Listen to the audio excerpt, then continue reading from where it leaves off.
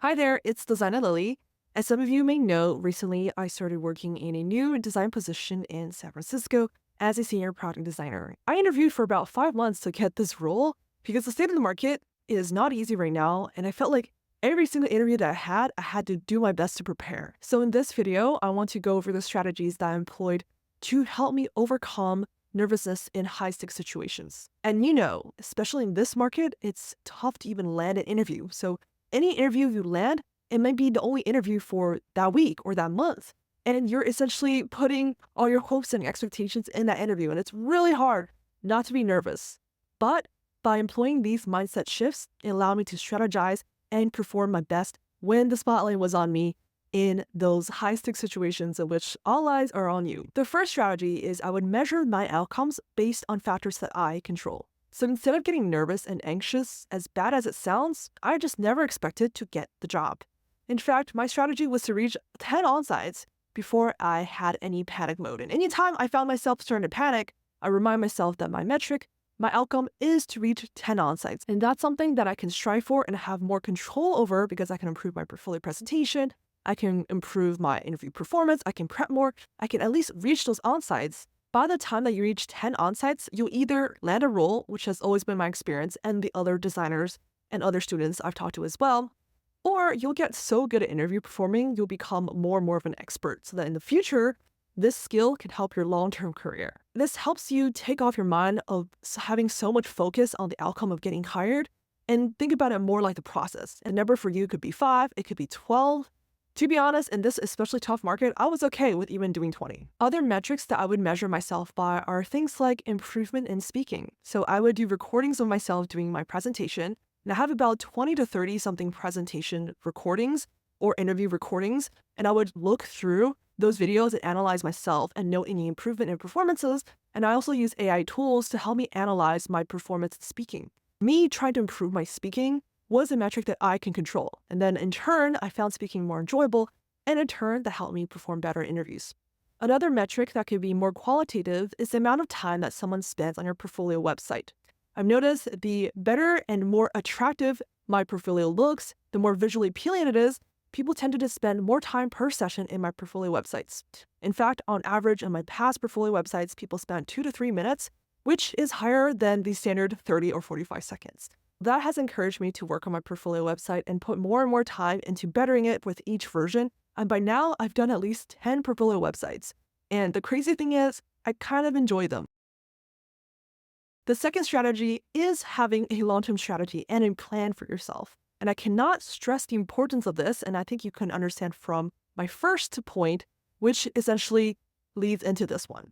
So my long-term goals was to improve my presence as a storyteller, as a communicator, even as a persuader. And a lot of those metrics actually align with interview performance because when you're interviewing, you are also trying to sell yourself as a candidate. You're trying to persuade someone to hire you. You're trying to communicate. You're trying to storytell. So it helped that I was able to imagine this long-term strategy and how interviews actually benefited me. How you measure your time and efforts is just like a company. So that's why every company has long-term strategies, maybe 5-year plans, 1-year plan, then they have quarterly plans, and then they have objectives and KPIs to try to build up those steps every day to fulfill the ultimate long-term vision. If you don't have a vision or strategy for yourself, the world is going to decide for you. The third strategy you've probably heard, which everyone tells you this, but it wasn't really clear to me why this was important, which is taking breaths. And essentially that is breath control. What I mean by that is how we speak, how we intonate, how we use our vocal cords, all actually has to do with breath control. And in the past, I often had a really bad habit of speaking and breathing from my chest or my throat. And that in turn meant that I would stumble a lot, my breath would get really short, my tongue would get twisted because it got really dry.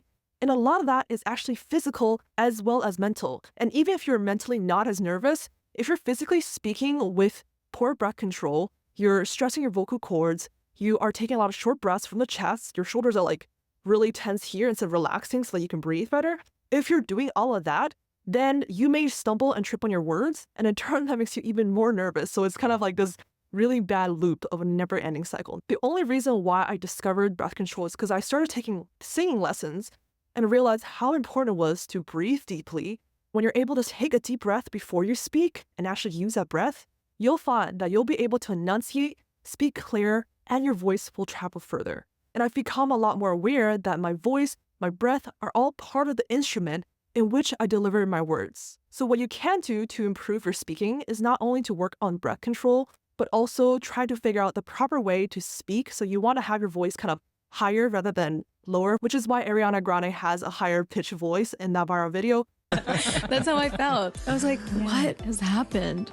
Yeah, I don't know. But yeah, I've been writing a lot, and maybe there's some more. You want to keep your tongue in the proper position, and if you're not sure, just say the word sing. That is your proper tongue position. And you want to also exercise, because when your body is in better physical shape, believe it or not, it actually really affects how you speak. I was surprised to find this out as a side effect because I used to not exercise regularly, but when I actually took the time to build my muscles and build my body to be stronger, that in turn helped my breath control because my abs were stronger. That in turn helped my posture, and that in turn also helped me to breathe better and speak better and etc. So the body itself is all linked together. The next strategy is to practice as much as you can in higher stake environments, or at least environments that are similar to your interviews. And what I mean by that is, imagine you're a singer, or you are a performer, or you are a comedian.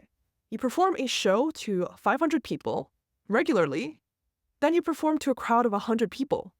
After you've been ogled at and been stared at by so many people at such a larger scale, at a higher stake situation, maybe there was like TV involved, it's going to feel a lot easier when you go to some underground club and there's like 30 people there watching you. How I decide to face it is, if I'm not used to this, I'm going to try to get as used to it as possible. And hence why I mentioned in my past videos, I took up Toastmasters because I was nervous in public speaking with all the eyes on me. So I decided to put myself in situations where eyes were consistently on me. So I got used to being in the room and having people surrounding me and watching me physically.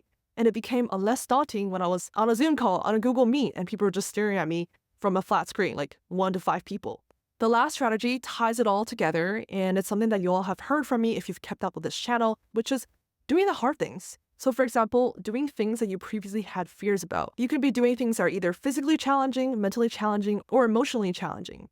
Physically challenging could be hard exercises, could be sprints, hot yoga, workouts that will physically push you. Mentally challenging could be reading hard and academic books, like Adam Smith or textbooks. Even though they're not fun and pleasant to read, and they're not light reads, they're the ones that often have those gems of knowledge you can't find anywhere else, and they train your focus. For emotionally challenging, that could be speaking in public, dancing in front of other people, singing in front of other people, speaking with strangers naturally, maybe negotiating with people that you're usually not comfortable doing. Maybe you're usually a people pleaser, and now this is a time for you to challenge yourself. So putting yourself out of comfort zones, whatever level factor you're talking about, whether that's physical, mentally, or emotional, all that only leads to confidence. Wow, it is getting dark in here and I'm ready for dinner. As usual, I filmed this after work, so I am so ready to right now go grub and eat and maybe read a book and chill out. But if you've enjoyed this video, then please hit that like button and that subscribe button if you want to see more videos from me. And if this video has helped you, please leave a comment and let me know, because I read every single one. I so believe in making content that helps to raise a collective awareness in our communities, and I hope you feel the same way too. As always, take care and see you all next time. Bye.